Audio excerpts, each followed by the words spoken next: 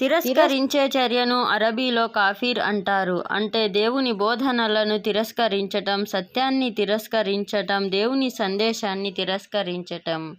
3వ సూరా 98వ ఆయత్లో ఈ విధంగా చెప్పబడింది: ఓ గ్రంథవహులారా, మీరు అల్లాహ్ ఆయత్లను ఎందుకు తిరస్కరిస్తున్నారు?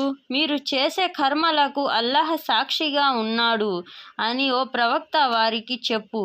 ఈ వాక్యంలో అల్లాహ్ ఆయత్లను తిరస్కరించే వారిని కాఫిర్ అని చెప్పబడింది. కాబట్టి చాలామంది ఈ వాక్యం ప్రకారం ముస్లిమేతరులను కాఫిర్లు అని పిలవచ్చని పొరబడుతున్నారు.